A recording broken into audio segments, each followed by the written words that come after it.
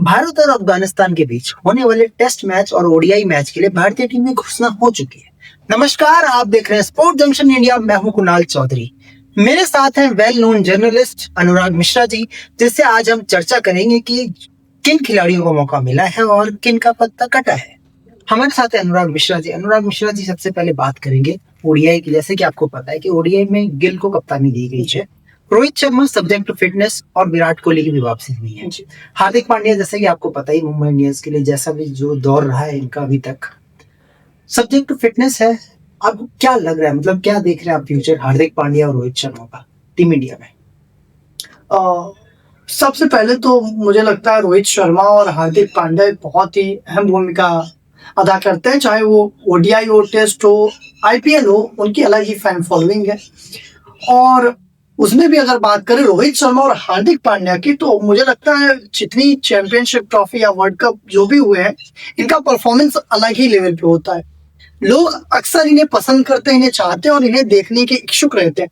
खास तौर पे अगर बात करें आज के टाइम की, तो आज भी इनकी फैन फॉलोइंग का लेवल, स्टैंडर्ड उस पीक पे है कुणाल भाई, जब मुझे लगता है क्रिकेट की शुरुआती दौर थी। बहुत सारे ऐसे प्लेयर हैं जिनका एक अलग लेवल पे एक दौर रहा है, एक समय रहा है, लेकिन ये ऐसे प्लेयर हैं जिनका ना ही समय खत्म होने वाला है, ना ही दौर। इन्हें कोई ये नहीं कह सकता कि ये ओडीआई के प्लेयर है, ये टेस्ट प्लेयर है, क्योंकि जिस तरह से ये खेलते हैं एक गेम को, अलग स्टैंडर्ड, एक स्टैंडर्ड सेट करके जाते हैं आने वाली जनरेशन के लिए। बिल्कुल।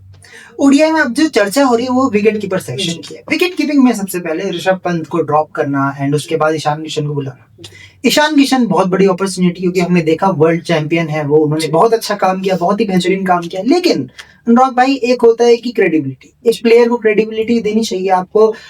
आप किस तरह से चांसेस उन्हें क्रिएट करते हैं? ऋषभ पंत की बात करें, जहां तक है, उनका एक्सीडेंट हुआ 2021 में, उसके बाद फिर आपने उन्हें चांस नहीं दिया। आप टीम के साथ ट्रेवल कर रहे थे, क्या डगआउट में बैठ के परफॉर्मेंस होती है? वो भी नहीं होती है। तो जब आप किसी को ड्रॉप कर रहे हैं और आप एक ऐसा विकेट कीपर लेके आ रहे हैं जो कि एक ओपनर है, और उस ओपनर विकेट कीपर के लिए आपने टैलेंट यशस्वी जायसवाल को खो दिया है, ठीक है, तो क्या मैं कह सकता हूँ कहीं ना कहीं पॉलिटिक्स इसमें आ गया, क्योंकि गंभीर को जो पसंद है वो वही लेके आ रहे? जीजी ने पहले तो अभी हाल फिलहाल में जो ट्रॉफी उठाई है, जीजी के संरक्षण में, नेतृत्व में, हम कुछ भी कह सकते हैं। बहुत ही सोच के वो जो भी काम करते हैं। आई नो ट्रोलिंग भी उनकी बहुत ज्यादा होती है और लगातार वो ट्रोलिंग के शिकार बन रहे हैं। ऋषभ पंत को हटाने के पीछे एक वजह ये भी नजर आ रही है कि कहीं ना कहीं जीजी जब भी ऐसे प्लेयर को देखते हैं, ऐसे बड़े प्लेयर को देखते हैं कि उनकी पॉपुलैरिटी कम हो रही है, ये सोशल मीडिया पे बहुत ज्यादा शेयर हो रहा है, वायरल हो रहा है, ट्रेंड कर रहा है। तो कुणाल भाई, आप इसको और बेहतर तरीके से समझेंगे, क्योंकि स्पोर्ट्स में अगर आप एज अ जर्नलिस्ट बात कर रहे हैं और मैं सेम चीज शुरू करूंगा, मुझे ज्यादा लोग देखेंगे, ज्यादा दर्शक पसंद करेंगे, तो कहीं ना कहीं कॉम्पिटिशन का एक वो आता है। लेकिन इसमें एक चीज हमें खास तौर पे ये ध्यान रखनी होगी कि जीजी एक एक कदम जो भी बढ़ाते हैं, ये इंडियन क्रिकेट टीम की ऑडियंस को भी समझना चाहिए कि बहुत ही अहम भूमिका होती है एक प्लेयर की, जब कोई भी मैच होता है और उसका अच्छा वक्त उस दौर में ना चले। तो ऋषभ पंत के साथ भी मुझे लगता है ऐसा ही है। नो डाउट वो बहुत ही अच्छे प्लेयर है, बहुत ही अच्छा खेलते हैं, लेकिन अभी उन्हें उप कप्तानी से सिर्फ नहीं हटाया गया है, उन्हें टीम से ही बाहर कर दिया गया है। तो मुझे लगता है अभी ऋषभ पंत को अब बाहर कर ही दिया गया है, तो उन्हें थोड़ा रेस्ट करना चाहिए और बेहतर तरीके से परफॉर्म करना चाहिए। इसमें दो बात और रखना चाहूंगा मैं। देखिए, इसमें एक चीज है, जैसे कि हम डोमेस्टिक क्रिकेट को सबसे ज्यादा प्रेफर करते हैं कि टेस्ट क्रिकेट में खिलाना है, ठीक है। तो आपने जिन खिलाड़ी को मौका दिया, गुरनूर बरार हो गए, मानव सूतर हो गए, मैं बहुत खुश हूँ इनके लिए, हर्ष दुबे, क्योंकि इन्होंने बहुत मेहनत करी। लेकिन दूसरी ओर आपने एक सीनियर प्लेयर्स को कहा कि आप डोमेस्टिक खेलिए, डोमेस्टिक में गए, पंत ने कप्तानी करी, दिल्ली ने इतने सालों बाद क्वालिफिकेशन की। तो जब आप क्वालिफाई कराते हैं किसी टीम को एज ए कैप्टन, तो वो भी तो एक चीज है, क्योंकि आप हर चीज आईपीएल में तो नहीं तोल सकते। क्या आईपीएल टेस्ट क्रिकेट और ओडीआई सेम है? नहीं, बहुत अलग है, बहुत जमीन आसमान का फर्क है, क्योंकि आईपीएल में जो भी जीतेगा वो हमारी टीम होगी। हाँ, वो वही वाली बात होगी। तो बाहर जो जीतेगा वो सब हमारी टीम है। वो 4 ओवर और उसमें बहुत फर्क होता है। एक लास्ट चीज और कहना चाहूंगा स्क्वाड के बारे में, जो मेन चीजें यहाँ चल रही है। मोहम्मद शमी आग लगा रखी है उन्होंने पूरे डोमेस्टिक क्रिकेट में, लेकिन अजीत अगरकर क्या बोलते हैं? अजीत अगरकर बोलते हैं, मुझे पता चला है कि उनकी बॉडी जो है वो T20 के लिए रेडी है, लेकिन टेस्ट क्रिकेट और ओडीआई के लिए नहीं है। तो क्या मैं ये कह सकता हूँ अनुराग जी कि आईपीएल को ज्यादा ही इनके दिमाग में बस गया है, डोमेस्टिक क्रिकेट मतलब एक सेकेंडरी चीज हो चुकी है जो कि प्राइमरी होनी चाहिए? कह सकते हैं, क्योंकि एक तो बहुत बड़ा रीजन ये है कुणाल जी कि इस वक्त आप जब भी जो हॉटस्टार या फिर कुछ भी देखोगे तो हर समय कुछ ना कुछ मैच चलते रहता है। बिल्कुल। एक तो दर्शकों का बहुत मन सा उठता जा रहा है क्योंकि 24/7 सेम चीज चल रही है। आईपीएल खत्म हुआ, ओडीआई खत्म हुआ, टेस्ट, ये लगातार कंटिन्यूअस चीजें चल रही है और ये बहुत अच्छी बात है, लेकिन कहीं ना कहीं एक गैप मिलना चाहिए। जैसे 3-4 महीने का कंटिन्यू आईपीएल चल रहा है तो ऑडियंस उस चीज को भी देख रही है, उसके बाद फिर ओडीआई और टीम सिलेक्शन, तो बहुत ही प्रेशर वाला काम होता है। और रही बात आईपीएल की, तो आईपीएल से कुणाल जी आपसे बेहतर कौन समझेगा, आईपीएल से बहुत सारे नए प्लेयर्स निकलते हैं और वो बहुत ही अच्छा परफॉर्म भी करते हैं।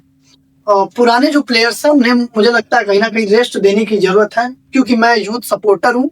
मेरा यही मानना है कि यंग जनरेशन को, आने वाली जनरेशन को अपॉर्चुनिटीज मिलनी चाहिए। और अगर, क्योंकि खेलना तो कुछ ही प्लेयर्स को है, ये तो है नहीं सारे ही खेल सकते हैं कंटिन्यू, और बार बार चेंजेस करना भी मुझे लगता है ये गलत होगा।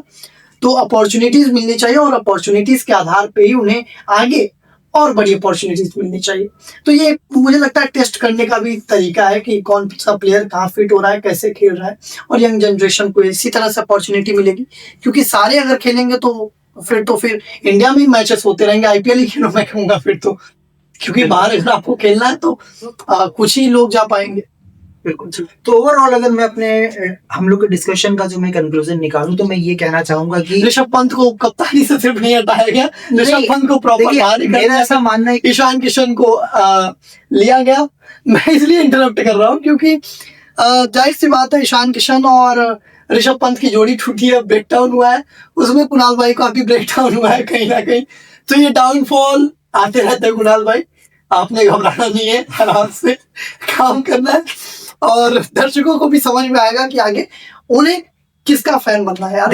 मैं मोहम्मद शमी का बहुत बड़ा फैन रहा हूँ, नो डाउट, बट ठीक है अभी जो भी हो रहा है, जीजी जो भी कर रहे हैं सोच समझ के कर। देखिए जहां तक मैं यही कहना होगा दर्शकों से कि ट्रांजिशन का दौर चल रहा है, बुमराह नहीं है, जडेजा नहीं है, लेकिन जिनको बुलाया गया है वो गुरनूर बरार, हर्ष दुबे, प्रिंस यादव, बहुत बड़ा इंक्लूजन है वो आईपीएल का। आई होप बहुत अच्छा करे और शुभमन से लीड करने वाले हैं, लीड करने वाले शुभमन गिल है। तो बस अंत में यही कहना चाहूंगा अनुराग जी, कोई भी खेले, टेस्ट क्रिकेट खतरे में है, ये हम देख रहे हैं।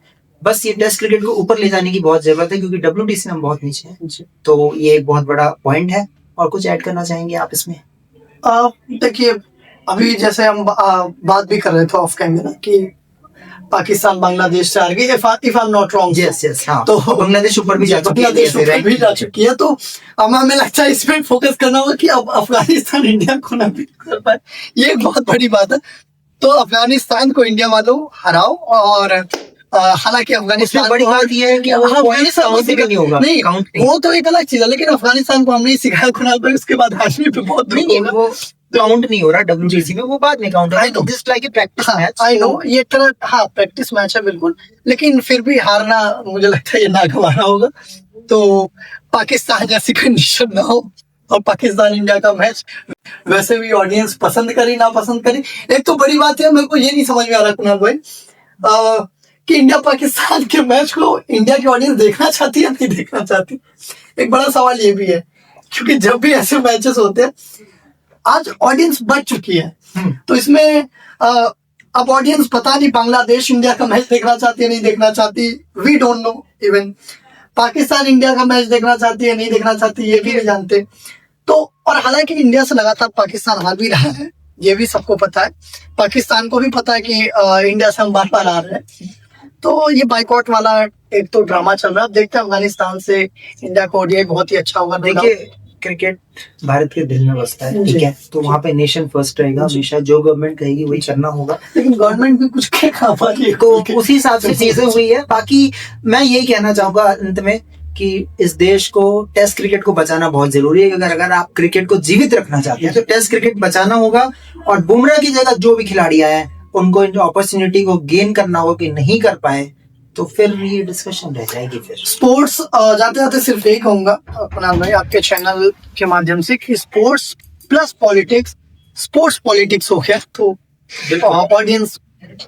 ऑडियंस इस चीज को बेहतर तरीके से समझती है। Nation first, no doubt. So जी जी बिल्कुल बिल्कुल। और ऐसे ही हर अपडेट के लिए आप बने रहे स्पोर्ट्स जंक्शन इंडिया के साथ। धन्यवाद।